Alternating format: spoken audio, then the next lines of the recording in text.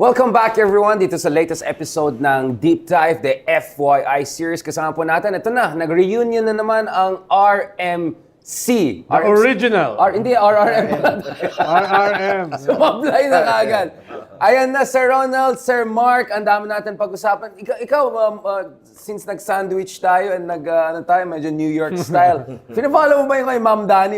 Ang galing ng vlogs niya. I've been following this guy for the 6 months. Actually, nakita ko yung speak siya ng Urdu, ng Espanyol. I mean, this guy was going around dun sa mga restaurants, vlogger, now global mayor. I mean, that's an interesting case. Mga common sense solutions eh. Yes.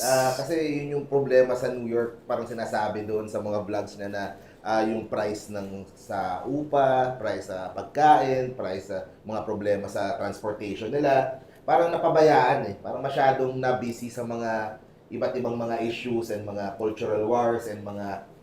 So, yung mga ino-offer ng solutions, kumbaga common sense lang eh, na yun ang problema ng ordinary New Yorkers eh, kahit Democrat ka o kahit Republican ka. So, yun yung pinesent niya. Siguro, sawa na sila doon sa old style ng politics nitong sila Como, yeah.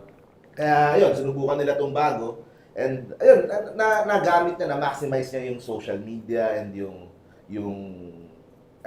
attention na sa kanya. Were you impressed, because you're a vlogger, were you impressed dun sa style niya ng social, walking down the street with the music, talking to different people? Meron siyang certain style, no? The editing niya, ang galing eh. Ganda. Tignan mo yung kay Ma'am Dani. Kayain natin yan. Mga videos dun Yeah. Kaya, yun. At the same time, pinapanood ko din yung sa kabilang side, yung mga Republican na mga vloggers din na Ganun din. natin siya na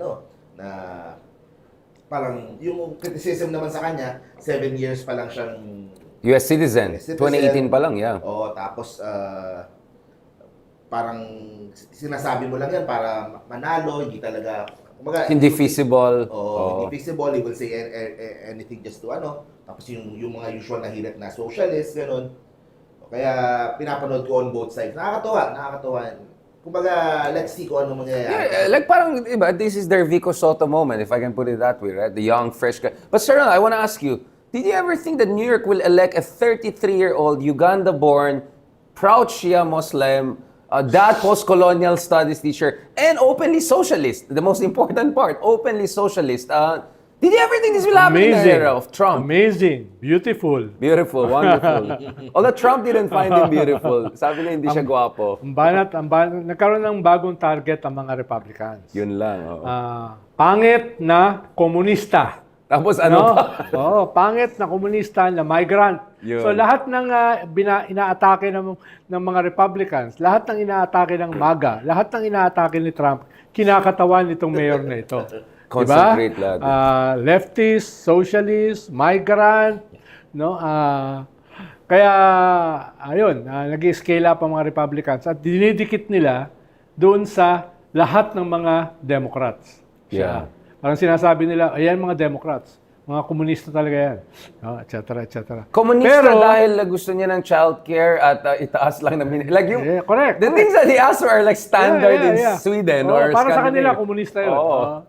At tinawag nga nilang komunista si Obama, di ba? Dati, pero medyo confused yung ibang mga Democrats what to do with him. Yeah. Di ba?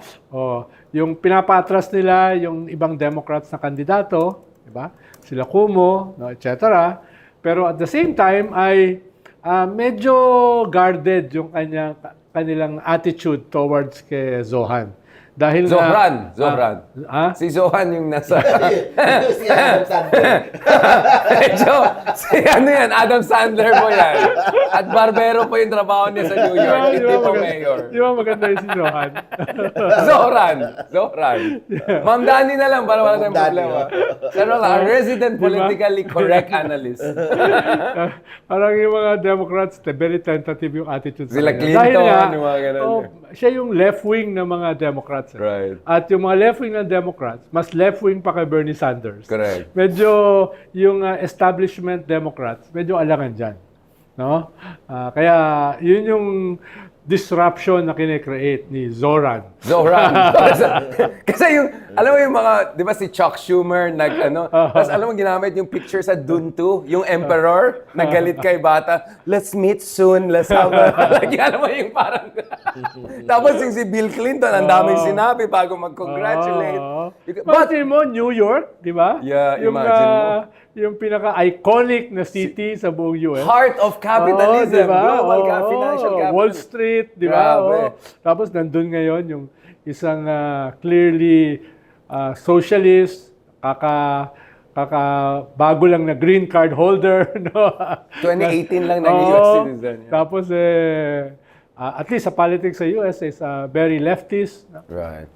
Kaya, And very pro-Palestine. And to consider the very strong Jewish community in New York, many people were also looking at, is this about anti-Semitism or actually this is about interfaith community building. At saka sa New York, isa sa pinakamalaki, if not the biggest Jewish outside Tel Aviv. community. No? Nandyan sila. Kaya very pro-Israel. Pero ito ay very critical sa Israel. And to think he beat Cuomo, who I think volunteered to be in the defense team of Netanyahu for the ICE. I mean, like, ganyan ka-stark. Yes. Pero problema kasi ni Cuomo, marami siyang skeletons in the closet. Yeah. Doon siya tatamaan. Yung, di ba, when he talked about my experience, sabi ni, I don't have experience of groping. Yung mga 18, like yung mga, alam mo na, Sir Ronald, di ko na pinag-usapan. Baka, di ba, nakita mo yung pinaalis si Cuomo on his last rope? Hindi yung last rope. I mean, grabe talaga yung mga, horrible. No, I want to go back to you, Mark, kasi we'll transition to the Philippine context kasi I think relevant ito sa Philippines. No, Mark, I was wondering, sabi mo nga, interesting, yung mga right-wing and MAGA and all try to pin him down on identity issues, right? Oh, ito ay openly pro-Palestine, na Muslim background, na US citizen na bago lang, na komunista. But you're right. Actually, 99% of his content was not about his identity or about pushing for communism. It was about dealing with freezing of the rent, childcare, right? Yung living cost. Kasi ang ganda ng sinabi nila parang, New York is the wealthiest city in the world, blah, blah, blah. Para ano naman saysay kung hindi natin ma-enjoy kasi hindi natin ma-afford. I mean, it's very resonant, di ba? Lalo yung mga millennial, purong pobre ang mga millennial. Barely anyone owns anything in the US. Dami pa namang millennials sa New York. Yeah, wala pa rin stable life, stable house. Daming universities dyan, no? Yung, student loan. Yung head ng City College of New York, no? Yung Cooney, ay also a socialist. City University of New York, Si Vince Boudreau. Yeah. He was a socialist who organized it sa Pilipinas before siya naging presidente ng biggest university sa New York. Exactly. No, so kasi gusto ko idikit yan because yung analysis na what ultimately, by the way, he's the Democratic nominee, so hindi pa final to. Although because New York is Democratic, the assumption is whoever's but you never know because I think Bill Ackerman and a couple of other people are making a strong bid against him in the final race. But as we speak, he's the front runner to be the next mayor. But having said that, the reason this mahalaga ito is because it reminds me of BAM. Remember when BAM said basically, I think both on the record, basically the argument of people who supported BAM and looking at his success is that kaysa focus on contentious issue, if cultural issue in the case of US, here naman issues that have to do with Duterte versus Marcos or whatever, because BAM focused on really, heart and soul issues, gut issues, economic issues, yun yung nag-appeal. But then again, I'm also reminded of Vico Soto, right? Who has a strong stance on certain, some would say, contentious issues, but at the same time also has that element of focusing on gut issues and basic issues. So, in short, is Mamdani more, is this more Vico Soto or a BAM situation? Or am I not getting it right? Or I'm just being nice para Sir Ronald will also be nice? Do you get what I'm saying? Kasi yung sinasabi mo is, nag-click siya, hindi dahil sa kanyang woke politics. Nag-click siya dahil very practical siya in your facing solutions. Pero iba kasi yung local, iba yung national. Oo. Yun yung kaibahan dun sa BAM issue. Pero more Pero hindi siya nila ng national issue eh. More isko in a sense na yung... Okay. Ang dami kasi parehong parehong like Manila City, New York City, parehong problema na old city na siya, deteriorating na yung mga nila, transportation, yung mga facilities, yung mga So, ang daming kailangang ayusin eh. Tapos, ang daming problema, yung krimen pa, yung crime, yung... Right. So, I think more isko yung nakikita ko na ganong style niya. Basta ma-solve niya yung problema dun sa New York, irregardless doon sa mga national politics o sa mga sa left and You're right. talking about the 2019 race, right? Kasi yun yung, di ba, ito yung time na si Isko ay medyo careful but the reasonable yung positioning niya on EJK issue, pero mostly was on the local issues and yung vlogs niya and all were very effective. So this is the golden 2019 elections we're talking about, Kasi right? ayun, kasi mas nakikita ko yung similarities between New York pagdating sa Amerika and yung Manila pagdating sa Yeah. Pilipinas. So yung mga Yung old na maganda na hindi na-maintain. Oo, na hindi na-maintain and yung mga problemang ganun and yung problema ng mga ordinaryong tao. So more on yun yung nakikita kong parang similarity dito kay Ma'am Dani. And Pero at the same time, merong Pasig issue dahil wala siyang record ng corruption. 'Di ba? Like Vico Soto. Yeah. Doon nagsimula si Vico. Oo, kasi Como, trapo siya, hindi, di ba? May mga skeletons in the closet, may mga scandals, no. Eto. Malinis. Oo. Yun nga, so, Sir Ron, I think you're holding back. No, Sir, do you think, is there any lesson even for us? Kasi the reason why everyone was watching the New York politics is because they were looking at the Como versus Mamdani race as an indicator of what should be the future of the Democratic Party. AOC, Acacia Cortez could contest for the Senate. Chuck Schumer could be very much on the, on the way out, some would say. So this is really about the leadership of the Democratic Party. So it's not just New York, it's democratic politics there. But alam natin sa Pilipinas, we also look at the American politics rightly and wrongly, I would say more wrongly than rightly, also as a kind of a North Star for how we should move forward. I mean, look at the comparisons between Lenny and Kamala, yung mga campaign nila, or so I don't know, like, is US politics relevant at all, Sir Ronald, to us? Or is Very, if very at all, relevant. why? Very relevant because they're practically the sole superpower. Right. Kaya yung presidency ni Trump basically disrupted the entire international global system Right. post-World War. No? Ngayon lang nangyari na multilateralism is really in retreat. Hindi pa naman defeated, but in retreat. At ang gumawa niyan, almost single-handedly, ay si Trump. Kaya what will happen in the US will shape not only the US, but the world. Pero dahil politics is basically local, hindi lang sa Pilipinas, kundi pati sa US. New York, yeah. No? Yan ay may epekto sa kanilang national politics. New York is practically national. No? Hindi lang siya simply local. Pero dahil meron kang magagawa sa New York, kung siya ay mananalo sa November, at may papakita niya for at least a year, meron siyang magagawa. At walang standard bearer ang mga Democrats. Wala silang ngayon wala silang Obama, 'di ba? So, merong possibility na pump-priming katulad na nangyari kay Obama after one term Sa as senator Chicago, yeah. sa Chicago, biglang naging presidential contender. Di At pa niya nana- nga tapos yung one term niya. nanalo, di ba? Hindi even finish At it, nanalo. Ibig sabihin, pwede magkaroon ng ganung fast tracking. Ito si Zohan. Well, Ma'am Dani cannot run Hindi for... siya- pwede ba Hindi, siya? hindi siya pwede US President kasi yeah, ano siya, underage. naturalized siya. Okay. Dapat Yeah. born, Sabagay, natural born. sabagay. Kasi siya pwede senator. No, it's for AOC actually. Ang idea there is that he will amplify the AOC brand. Yung palaban, scrappy, young, aggressive. Kasi even more humble yung background ni AOC. Kumpara kay at least Ma'am Dani comes from a relatively comfortable academic family, etc. Although of course, immigrant background.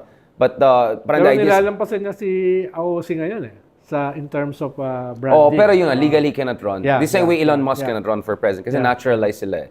So, and now, in fact, some are even threatening him to go back to his naturalization. I mean, ganun pa yung line of attack na I'm looking at some Republican congressman. No, but I just want people to understand, hindi lang tayo nakikiuso dito because we're trying to understand what's happening in the Philippines. So, I want to ask you, Mark, what was that meeting between BAM and Isko and our good friend, si Gio, ng dating president na Akbayan, right?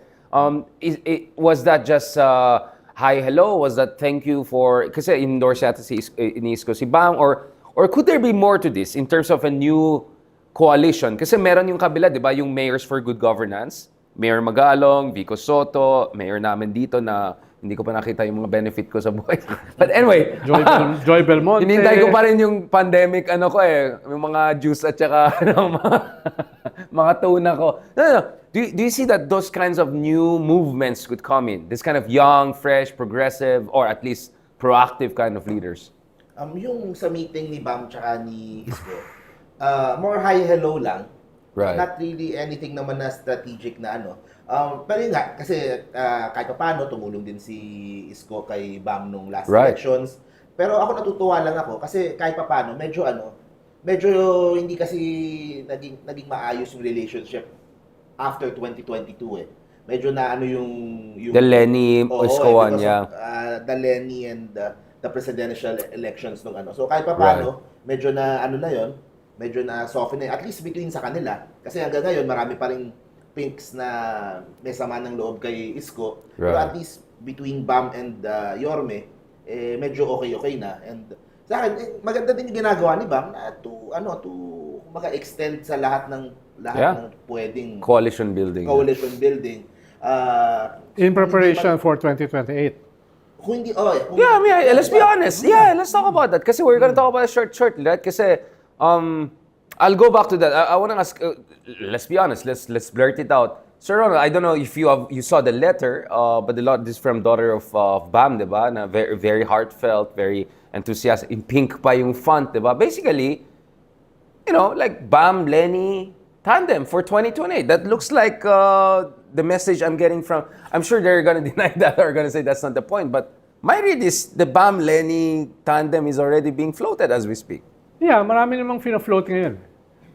Kaya maganda yan dahil kinakailangan may kapitan na leadership yung pink wave na nagising nitong midterm Right. election at yung mga hindi pink pero sumuporta sa mga pink candidates. So, kailangan nila ng leader. So, yung pag-scale up halimbawa ni Risa as open sa 2028, yun yung objective. No? Dahil kung walang kakapitan nitong mga to, baka mag-dissipate lang. Sayang naman. Right. Pero din siguro itong pina-float ni Lenny Bam. Bam Lenny. Although I doubt kung si Lenny ay tatakbo as Vice President again. Oh, no, there's no Yun, way. Yeah, medyo, Malabo baka yan. Lenny Bam, pwede pa.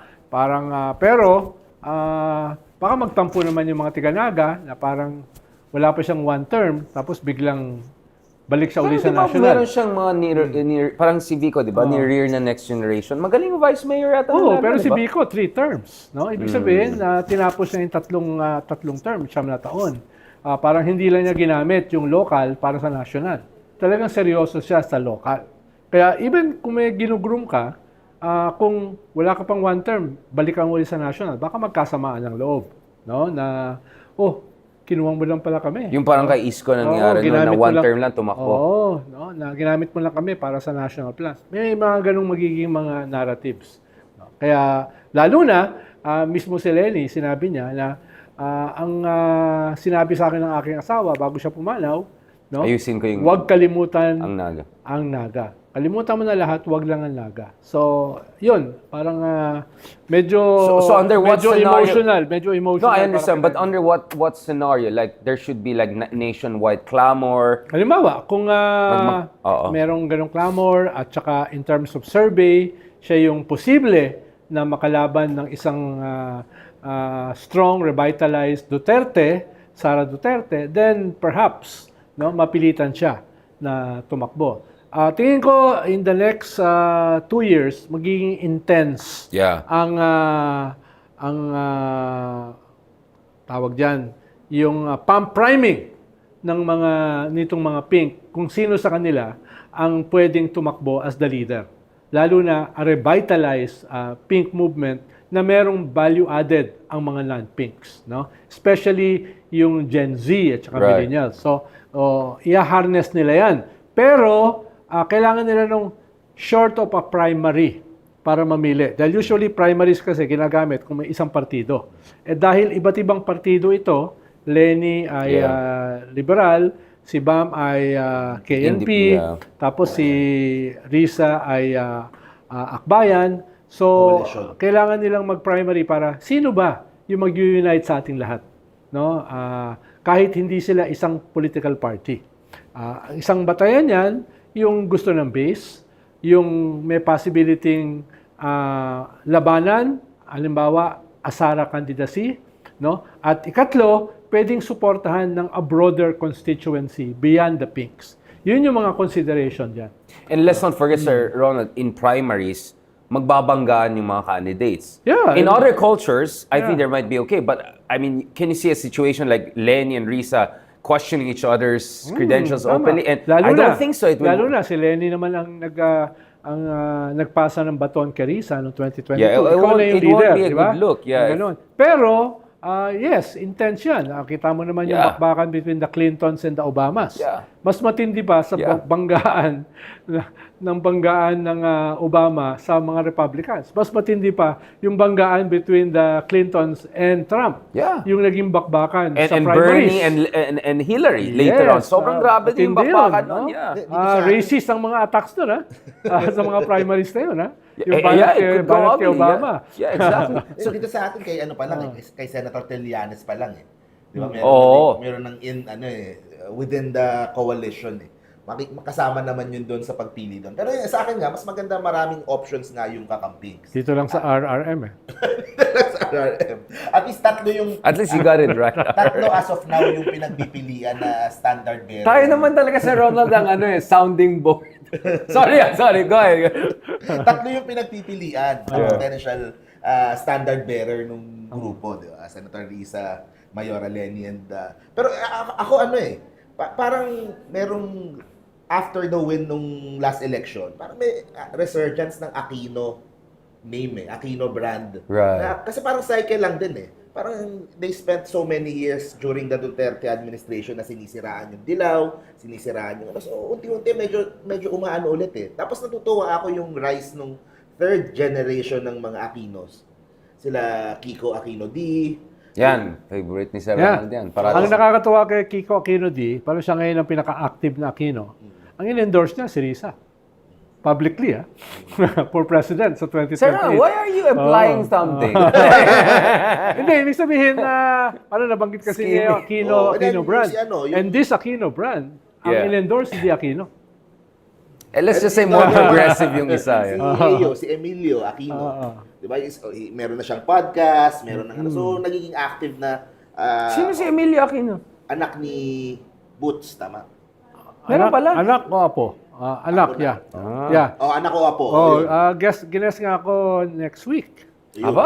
Na-meet ko siya dun sa death anniversary ni Pinoy. No, hindi ko for- siya kilala. Although yung father or grandfather ay kilala ko. Alaskador yun No, pwede yun sa Yeah, kanya. Bardagulan. Kung buhay yun, pwede dito yun Si Butchakino. RRMB. Saka kwan yun, maginoong medyo bastos. Oo. Medyo Hindi magino. hindi Yung iba katulad medyo ni- magino na Hindi katulad ni Hidarian na maginoo lang. Or katulad ng iba na medyo magino lang. O yung iba na mas bastos. and si Chris Toxic masculinity. si Chris Aquino last elections, yung kanyang mga anak pinadala na niya doon sa campaign trail, di ba? Isang anak niya si Joshua is in Makati, kina Binay. And yung isa naman sa Tarlac, sa mga Yap. So, kumaga merong resurgence ng mga Aquinos na might lead heading to 2028. Yeah. Parating na yung ibang guests natin later. We'll have you, we're waiting for Justice Carpio also kasi dami natin pag-usapan also on impeachment and ICC and all. But I want to, towards the end of this episode, Mark, I want to go to you and then back to Ronald. Ako, for me, the most inspiring intervention I heard since the end of elections was when Vico Soto said, bakit niyo ako pinupush to run for another position again after this? Hindi ba yun yung katrapuhan na parati ka na sa opisina, you're trying to be in a position of power here and there? Is Vico suggesting he might teach na lang sa Ateneo School of Government, go to... You gotta say, like, he's implying that he may not necessarily seek the Senate, for instance. Kasi sabi niya, hindi naman expertise ko, executive ako Now, I don't know if he could be the DLG secretary under the next president. Pwede naman. But what I'm saying is, that's a very interesting point, na he's saying, bakit niyo ako pinapush for another position na naman? Ang Pasig talaga, speaking of sticking to your city, sticking to your mission, what is your sense? Because you're good friends. I mean, without spilling beans, like, why would he say something like that? If he's not gonna seek Senate, then what? Magtuturo siya, ganun? Hindi. Ako may ganun siyang pino-point out na na parang don't look at me as a savior or as Messiah, Oo, yeah. Kasi parang ang nangyayari, you look at one person, doon ka umaasa na siya yung mag-aano, Right. siya yung magbabago, siya yung mag-aayos. Yung ginagawa ni Vico is ang gusto niya is parang system change. Yeah. Yung buong sistema doon sa Pasig.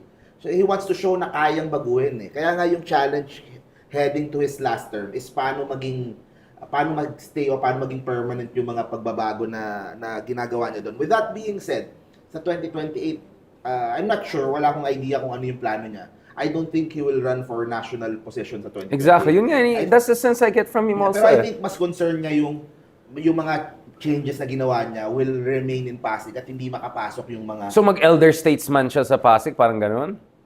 Kung ako yung mag-analyze or mag-ano, tingin ko there's a chance baka mag-congressman siya. Congressman, So baka interesting. switch sila ni Congressman Roman. So Roman will be mayor. Kasi yun naman ang choice, either Sa bagay, Roman yeah. or si Makes Vice sense. Dodot. So any Yeah. of the two. Yeah. Interesting. Without doubting his sincerity dun sa ayaw talaga niya na national Senate. politics, ayaw niya na maging epal na trapo, no? Yeah. Ay yung ganong klaseng attitude niya has its own attraction eh. Yung disavowal Exactly. of power. In a way, Di ko nga kunyari. less sincere people like Duterte, Yeah, for did the more same. than a year, yun ang Yeah. sinasabi niya. Hindi ako tatakbo, no? Hindi ako tatakbo. Pero after a year, sabi niya, pero kung tatakbo ako, itong gagawin ko. Yeah. No? Kung ako ay tatakbo, tatambakan ko na 100,000 bangkay ang Manila Bay. No? Ng mga kriminal, ng mga drug lord, etc. Yeah. So, ibig sabihin, nagsimula siya sa isang narrative of disavowal of power. Or reluctant politician. Dahil may ganun may attraction yun eh. Si Pinoy din ganun, di ba? Aquino Without was also doubting like that. without doubting the sincerity of Biko, ay makaka-stimulate yun ng support, no? No, but Ayun. Pinoy was like that pero too, right? Sir Ronald? yung kanya sinasabi na gusto kong baguhin ang sistema sa Pasig, it can only go so much. Dahil yung Pasig ay naka-integrate sa buong bansa. Right. Ibig sabihin, pwedeng, alimbawa, kung ako yung presidente na kaaway kita, pwede kong ipitin yung internal revenue allotment. Right. No? Pwede kong harangan ang iyong mga big ticket project. Kaya eventually ay kailangan niyang tignan kung gusto niyang ayusin ang Pasig, kailangan niyang umakyat sa taas para maka-access ng resources yung Pasig. No? Dahil nga, hindi naman siya isang isla. Hindi siya isang isla na nakahiwalay sa buong Right. bansa. No? Lalo na sa ating sistema, very strong yung executive. No? Yun yung magiging problema niya. So you're suggesting, Sir hindi niya Ronald- mababago ang Pasig, Okay, no? so Without changing the country. I'll go back to kasi I wanted to also that kasi ang parang in-imply ni Sir Ronald, or if I push the logic, is that he might need to run for another position to protect what he has achieved in Pasig, right? You were saying congressman, he's saying maybe it could be a national position, DILG or Senate, kasi kailangan mo protektahan. Pag gusto mo ng systems change, you cannot change the system sa isang syudad. You can change In the isolation. system. You can change the system nationwide. No, yun yung mahalaga diyan. Siguro yun din yung yun din yung criticism kay Vico. Kasi hindi siya nakikialam sa national issues. For now, Kasi yun din yung yeah. yun din yung iniiwasan niya na maapektuhan ng stand niya sa national kung ano man yung nakukuha nila doon sa Pasig or na ano. Pero kasi as long as nasa local si Vico, hindi siya matatalo eh. That's the Yeah. impression that I got nung Solid. last election and mga huli pag sumasama tayo and ano. So, importante nandun siya eh. And makapag-transition doon sa next administration na kapartido niya, nakagiting ng Pasig. Kasi for sure, yung mga ibang kalaban niya is just waiting for 2028 na bumaba siya kasi mas madali yung mga kalaban nila. Ang problema kasi niya, pag siya ay congressman, is one among 350, pwede siya ma-demystify dyan eh. Pwede siyang, pwede ma-erode yung kanyang, you're just one among that. Tapos, ano magagawa mo na isa ka lang sa 350? No? Sa Senado naman, na meron siyang maraming magagawa, ang problema naman niya, magkakaroon ng Removed siya. dalawang soto. Right. No, na ayaw din naman niya dahil ayaw din naman niya ng exactly. dynasty, di ba? So, yan yung mga dilema na You're right. i-confront ni So the ILG Vico. secretary or something like that, maybe. Depende kung sino presidente. No, but Oh. whoever is the president, wouldn't Depende. you love to have someone like Vico in your cabinet? Hindi, pero It makes si you good. Vico eh. Hindi, kung si Duterte ang No, I mean, presidente. anyone but Sara. Let's just say anyone Yeah, but Sara. I can yeah. see Rafi, I can see Lenny, I can see Risa, I can see Bam. I think any of them will be happy to have him as a cabinet Ang member. problema kasi, pag secretary ka ng isang presidente, identified ka na dun sa presidente. Alter ego na yun. ka na eh, yeah. Lahat nung Sa bagay. good and the bad, kasama ka, you have to defend eh. So, Risky. Halimbawa, noong 2022, wala siyang in-endorse na presidente. Yeah, exactly. Dahil mismo yung tsuhin niya, tumatakbo as president. Kaya nga sabi ko, baka Mismo yung magturo mga- siya sa atin eh. I won't be surprised. He'll just say, I'll take a break from politics few years while bantayan ko yung mga tao ko sa Pasig. I mean, isn't Hindi, that impossible? okay Sir kasi Ronald? yon kung medyo may edad ka na eh. No? Hindi, and then he'll have a second run by pero his kung bata 40s. ka pa, sa Pilipinas kasi, mawala ka ng 3-6 na taon. Laos ka na? You can be politically dead. No? Yun yung... But Isko came back. Pag mawala ka. No? But Isko came back and he's 50s already, di Hindi, ba? pero si Isko kasi, tumakbo siyang presidente. Yeah, sabagay. No? Iba yun. kaya I think congressman yung next na step. That's what he forward. sends. Kasi at least hindi siya mawawala doon. He has to learn the ropes kung paano mag-congressman, kung paano mag-ano. Kumbaga parang hindi niya minamadali na magsisenador siya kaagad. Pag-aralan muna niya sa Congress. Pero yun nga, tama. Ayaw niyang ayaw niyang legislator. Yeah, Mas gusto hindi niya talaga yan, executive. Exactly, yun nga. Hindi niya yun eh. Diyan kasi magpo-propose ka ng bills, para ma-aprobahan ng bills mo, magko-form ka ng coalition with other trapo Yeah, you have to congressmen. compromise, Ibig sabihin, wala you kang look maaabot bad, dyan ng sarili mo lang. No? You have to compromise. Yun yung Right. magiging logic sa kanya. Baka hindi niya, not his cup of tea. No? Exactly. Kaya nga sabi ko, I'm even willing to say, baka he'll teach for a few years lang, but, protect his people, support them, and then go back maybe later on when there's a different situation. I don't know. I mean, for me, well, he's also young enough to take a few years and come back fresh again. He'll still be in his early Ang 40s. problema kasi, yung kalaban babalik. Eusebio. Oo. Hindi, kaya nga. Whoever. Kung wala So siyang you mga think he gusto has to be congressman to protect? Yeah, Okay. kailangan meron siyang, he needs to be active doon sa politics. And Tsaka dapat With power. ayusin niya yung papalit sa kanya dahil I'm sure Bantayan niya. ay Babantayan niya. si Babantayan Romulo at saka si Jaworski ay parehong gustong mag-mayor. Mag-vice mayor siya? Parang trapo din ang dating, no? Oo. Medyo Hindi trapo. niya gagawin yun. Hindi. Hindi Yeah. niya gagawin yun. Medyo Ang mas trapo. ang problema, paano siya mag-mediate doon sa dalawa? Actually, mahirap to. Dahil hindi papayag si Jaworski ng vice mayor ulit. At Actually, si Roman mahirap naman, to. congressman niya, ayaw din niya mag-vice mayor. So they might be, kaya yung legacy ni Vico, kailangan niya ma-preserve. Pero kung mag-aaway yung dalawa niyang tao, tatamaan siya. Actually, mahirap siya. Now I'm thinking Pero about tingin it. ko siya pa rin kasi mag-decide. No, kaya nga, but he will look at the situation. Maglalabi kung sino man ang maglalabi Yeah. dyan, kung ano mang pwesto, or one of them could be congressman, the other one mayor. Pero yun nga, at in the end, si Vico pa rin masusunod. Kasi hanggat nandyan si Vico, mahihirapan talaga kahit sino eh. Parang- Sino itataas niya yung kamay? Exactly. On that note, I think we had a good scratching of the surface pagdating sa itong mga young leaders, emerging leaders, interesting leaders. Ayun yung pag-usapan ni Mayor ko, si Magalong, Mayor namin sa Baguio. Mukhang we're gonna have our Octa friends here soon. Parang basa ko. Sir Ronald, ba't ganyan ang tingin mo?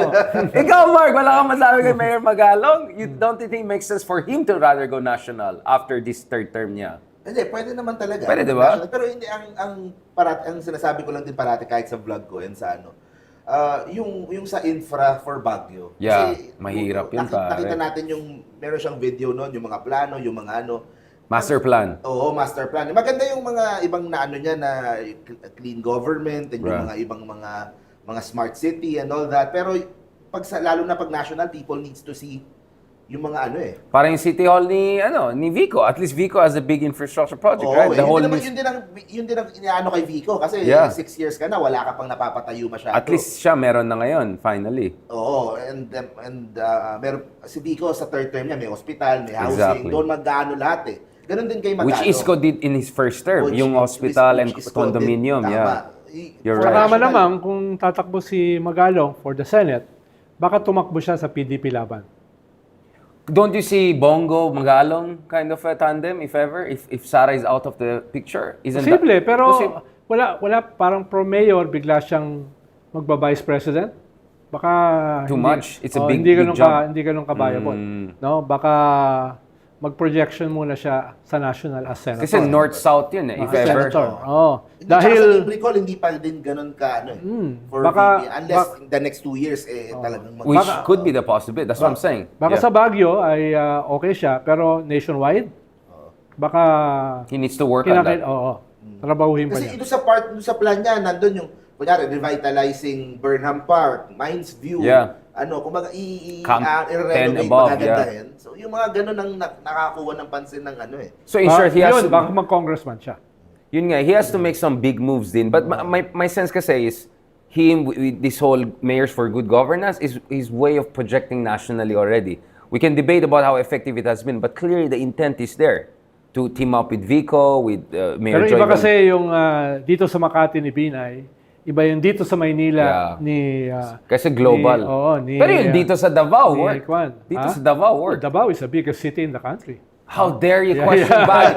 We're the most beautiful city. We're the most biggest amazing city, no? Yeah, but Baguio, we're the most amazing. We're the most beautiful. How, saka- sir, I didn't like saka- what you were implying. At saka si Digong was the mayor for 40 years. Ay, medyo, mahirap tamatan yan. Apat na dekada yun. Medyo talagang ano yan.